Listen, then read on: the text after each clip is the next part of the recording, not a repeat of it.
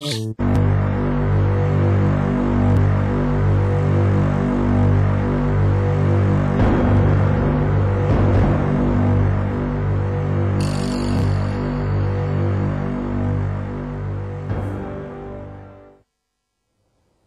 के बाद स्वागत है आपका हमारी खास पेशकश में, जिसका नाम है पुराना पाप। जी हां, और आज जिस खंडहर की बात हम कर रहे हैं, दरअसल वो एक जमाने में मंदिर हुआ करता था जहां होती थी भगवान शिव की पूजा अर्चना। लेकिन आज यहां भगवान नहीं, भूत बसते हैं, और वो भी एक नहीं दो आत्माओं का यहां पर वास है।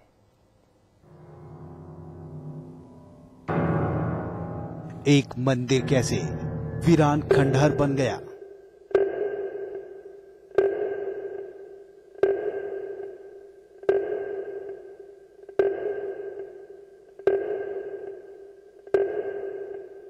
क्यों कुदरत इस पर आफत बनकर टूट पड़ी। क्यों सब एक ही पल में तहस नहस हो गया। हरियाली के बीचों बीच मौजूद ये खंडहर एक जमाने में भगवान शिव का विशाल मंदिर हुआ करता था। दिन रात भोले के जयकारे गूंजा करते थे। मंदिर की घंटियों की आवाज से सारा वातावरण भक्तिमय हो जाता था। लेकिन आज नहीं, जाहिर है सुनकर आपको भी यकीन नहीं हो रहा होगा, क्योंकि हमारे यहाँ मंदिर जितना पुराना हो, उसके प्रति आस्था और विश्वास उतना ही बढ़ जाता है।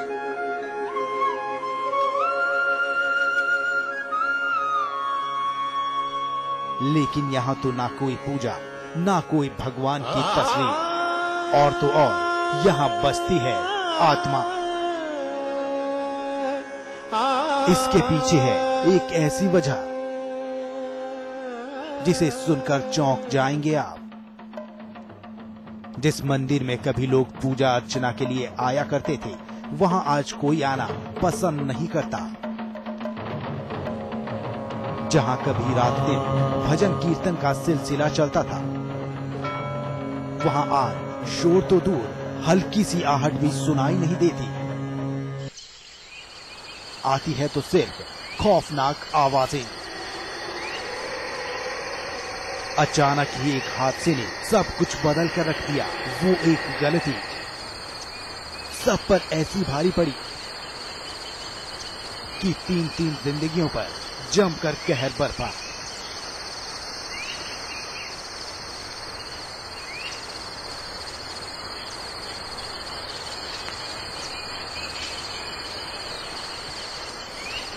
जी हां, सैकड़ों साल पुराने इस मंदिर की यह हालत कोई वक्त की मार का नतीजा नहीं, बल्कि उस अन्याय का नतीजा है जो 200 साल पहले हुआ था। जी हां, कहते हैं कि 200 साल पहले गिरी आकाशीय बिजली ने इस मंदिर को तहस नहस कर दिया।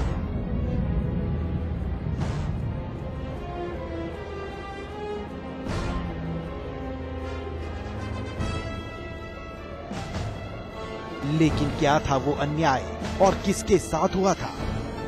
कौन था जिम्मेदार? ये सुनेंगे तो शायद आप भी यकीन नहीं करेंगे। शायद यही वजह रही कि प्रकृति भी उस घटना को बर्दाश्त नहीं कर पाई और आपा खो बैठी, जिसमें समा गई एक साथ 3 जिंदगियां।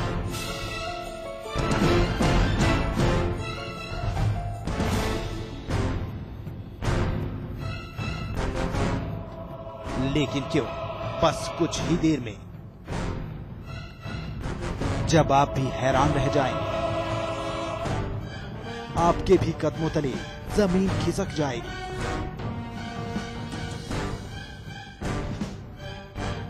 नसीम अहमद, बलिया, समाचार प्लस। और आइए अब आपको दिखाते हैं कि आखिर क्या हुआ था उस वक्त, किसके साथ हुआ था अन्याय, कौन था जिम्मेदार। ये सुनेंगे तो शायद आप भी यकीन नहीं करेंगे। शायद यही वजह रही कि प्रकृति भी इस घटना को बर्दाश्त नहीं कर पाई और आपा खो बैठी, जिसमें समा गई एक साथ 3 जिंदगियां। लेकिन क्यों, दिखाते हैं आपको।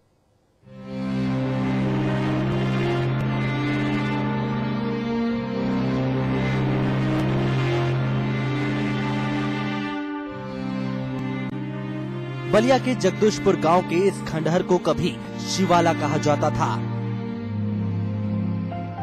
लेकिन आज लोग इसे मुड़ी कटुआ शिवाला के नाम से जानते हैं। लोगों की माने तो इस मंदिर को 17वीं शताब्दी में साहूकार ने बनवाया था।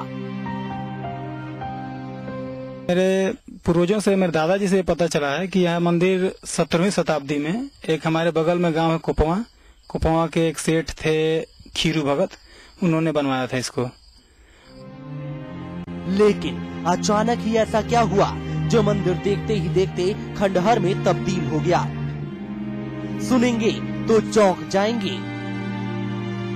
भक्त खीरू भगत की एक बेटी हुआ करती थी और भक्त खीरू भगत ने पुजारी से पूछा था कि क्या कोई अपने पेड़ का फल खा सकता है क्या? पुजारी के कथनानुसार कि हाँ, कोई भी अपना फल खा सकता है, और उन्होंने उसी रात दुष्कर्म किया जिस रात इस मंदिर पे आकाशीय बिजली गिरी थी। तो एक बार अपने पंडित के साथ यहाँ पे वो बैठे थे, जो सामने आप देख रहे हैं पुजारी के रहने के लिए बनाया गया है। तो उसमें अपने पंडित से पूछे कि जो कोई अगर फल लगाता है, पेड़ लगाता है, तो उससे फल खा सकता है कि नहीं खा सकता है? तो उनके पंडित बोले कि बिल्कुल खा सकता है सेठ जी, कोई व्यक्ति अगर वृक्ष लगाता है उससे फल खा सकता है। तो उनकी एक बहुत सुंदर कन्या थी, उसको वहां से अपने घर से बुलवा के और उसके साथ यहाँ पे दुष्कर्म किए इस मंदिर प्रांगण के अंदर। जिसमें दुष्कर्म कर रहे थे उस समय आकाशीय बिजली मंदिर के ऊपर गिर गई और तीनों लोग यहीं पे मर गए। सुना आपने कैसे मंदिर के भीतर हुई इस घटना ने प्रकृति को भी गरजने पर मजबूर कर दिया। लोगों की माने तो उन्हीं की आत्माओं ने इस खंडहर पर कब्जा रखा है और अक्सर यहाँ खौफनाक आवाजें आती हैं। डरावनी सी आवाज आती है जब भी वो मंदिर के पास इर्द गिर्द लोग होते हैं, डरावनी आवाज ही आती रहती है हमेशा एकदम। रात तो रात, दिन में भी कोई नहीं जाता है, बच्चे भी नहीं जाते हैं। कोई जाने की हिम्मत अब तक नहीं जुटा पाता है उस मंदिर में। कुछ लोग मानते हैं कि सेठ ने मंदिर के निर्माण के दौरान मंदिर के परिसर में अपना कीमती खजाना भी छिपा दिया था, जिसकी लालच में एक दो लोगों ने यहाँ आने की हिम्मत भी दिखाई। लेकिन उनके साथ कुछ ऐसा हुआ कि फिर किसी ने भी यहाँ आने की जरूरत नहीं की। कहा जाता है, जैसा लोग गांव के लोग कहते हैं कि यहाँ बहुत धन खजाना गड़ा हुआ है, लेकिन उनकी आत्माएं यहाँ घूमती रहती हैं, जिसकी वजह से यहाँ कोई भी रात तो रात, दिन में भी आना पसंद नहीं करता है। मंदिर के आसपास कोई नहीं भटकता है। लोग बोलते हैं कि यहाँ पे बहुत ज्यादा धन गाड़ा हुआ है और बहुत से लोग इसको लेने की भी कोशिश किए, लेकिन कोई सफल नहीं हो पाया। और लोगों का ये मानना है कि इस मंदिर कोई भी चीज को कोई अगर छेड़ता है या छूता है या इसको कोई भी चीज की क्षति पहुंचाने की कोशिश करता है तो उन दोनों की आत्मा यहीं पे भटकती रहती है और बहुत लोगों को क्षति पहुंचाती है। खैर, अब इसमें कितनी सच्चाई ये कहना तो मुश्किल है, लेकिन इस खंडहर के नाम से ही लोग खौफ खाते हैं।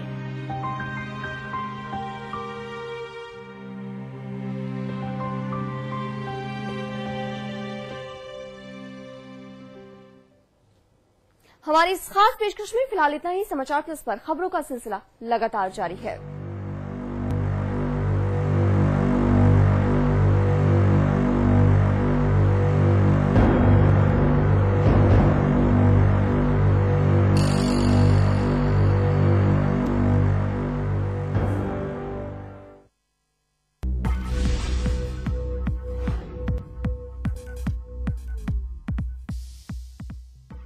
ये कहानी है एक अजीबोगरीब फैमिली की, जिसके फादर थे बड़े ही डैडी, इसलिए उनकी वाइफ रूपाली रहती बड़ी सैडली। फिर एक दिन उनकी जिंदगी में आया नया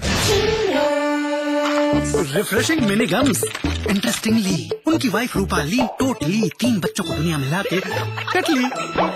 मैडम कटली आगे जाके तीनों ब्रदर ली खानदान का नाम रोशन करते रहे। कैसे? बस पूरा लेते रहे चिंगल्स। Refreshing mini gums. आगे क्या?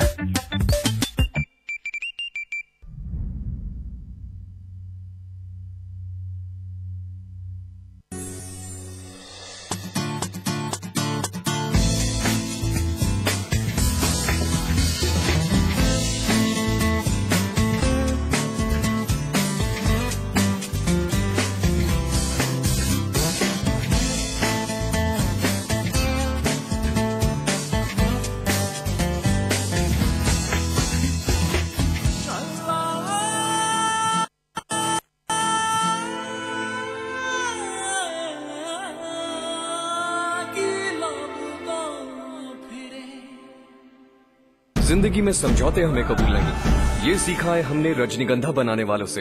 रजनीगंधा, क्योंकि इसमें है 200 रुपए प्रति किलो अव्वल क्वालिटी की सुपारी, 900 रुपए प्रति किलो खुशबूदार इलायची के दाने, 900 रुपए प्रति किलो गुणकारी कट्टा, 90,000 रुपए प्रति किलो शीतल चंदन तेल, 2,60,000 रुपए प्रति किलो रूह केवड़ा।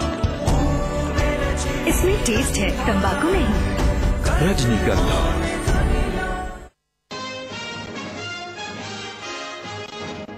पाकिस्तान ने टीम इंडिया के सामने रखा 129 रन का लक्ष्य। भारत को पहला झटका। गौतम गंभीर बिना खाता खोले लौटे पवेलियन। वाराणसी के संपूर्णानंद संस्कृत विश्वविद्यालय में छात्र संघ चुनाव नतीजों को लेकर हंगामा। तोड़फोड़ कर रहे छात्रों पर पुलिस ने भांजी लाठियां। मेरठ में गोदाम पर पुलिस का छापा। कालाबाजारी के लिए रखा 800 बोरी गेहूं जब्त, 250 राशन कार्ड भी बरामद। नहीं थम रहा फिल्म ओ माय गॉड का विरोध। मथुरा में नाराज लोगों ने फूंका अक्षय कुमार और परेश रावल का पुतला। फिल्म के प्रदर्शन पर रोक लगाने की मांग। लखनऊ में सपा कार्यकर्ता सम्मेलन के दौरान मंच पर ही सो गए सांसद भगवती सिंह। कार्यक्रम की अध्यक्षता कर रहे थे सांसद महोदय। कानपुर के पनकी इंडस्ट्रियल एरिया में प्रिंटिंग प्रेस में लगी भीषण आग। रविवार होने की वजह से बंद था प्रिंटिंग प्रेस। काफी मशक्कत के बाद आग पर पाया गया काबू। बहराइच से समाजवादी पार्टी के सांसद बृजभूषण शरण सिंह ने खुद ही खोली अपनी पोल। कहा, मैं गांधी नहीं गुंडा हूं। सांसद के खिलाफ 40 से ज्यादा मुकदमे दर्ज। हरिद्वार में बीजेपी विधायक की दबंगई। गंगा प्रदूषण नियंत्रण इकाई के प्रबंधक के साथ की गाली गलौज। सीवर के काम को लेकर भड़के विधायक। उत्तराखंड में सत्यव्रत बंसल ने नए डीजीपी के तौर पर संभाला कार्यभार। पूर्व डीजीपी को दी गई भावभीनी विदाई।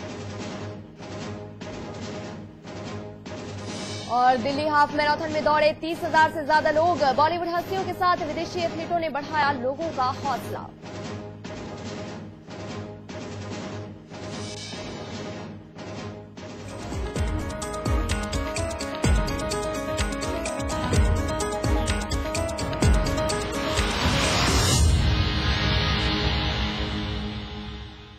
टीम अन्ना खत्म होने और अरविंद केजरीवाल से अलग होने के बाद अन्ना हजारे एक बार फिर से आंदोलन को हवा देने में जुट गए हैं। समाज सेवी अन्ना हजारे दिल्ली के दौरे पर हैं। अन्ना ने कहा है कि वो आंदोलन को आगे बढ़ाने के लिए 1.5 साल तक पूरे देश का दौरा करेंगे। इस दौरान वो लोगों को भ्रष्टाचार के खिलाफ जागरूक करेंगे। अपनी इस मुहिम के तहत अन्ना आज दिल्ली के दौरे पर हैं।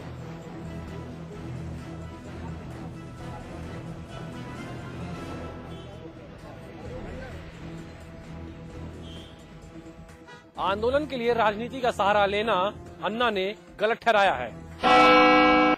समाजवादी पार्टी के सांसद गुंडे और माफिया हैं, ये हम नहीं कह रहे, बल्कि सपा के सांसद खुद कह रहे हैं।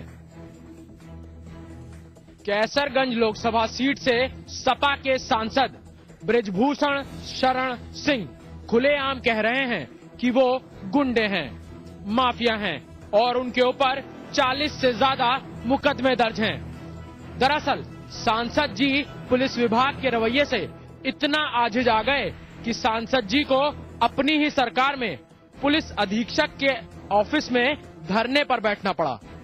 वहीं जब उनसे धरने के बारे में सवाल दागा गया कि आखिर आपको अपनी ही सरकार में गांधीगिरी की जरूरत क्यों पड़ी, तो महोदय आग बबूला हो गए और सपा के सांसद बृजभूषण शरण सिंह जी ने अपनी क्राइम हिस्ट्री खुद बयान कर डाली कि मैं माफिया हूं तो सीएम अखिलेश साहब।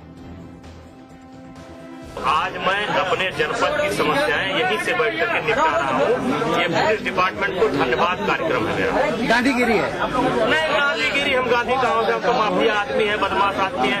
नहीं गांधीगिरी, हम गांधी कहाँ से, हम तो माफिया आदमी है, बदमाश आदमी है। नहीं गांधीगिरी, हम गांधी कहाँ से, हम तो माफिया आदमी है, बदमाश आदमी है। अखिलेश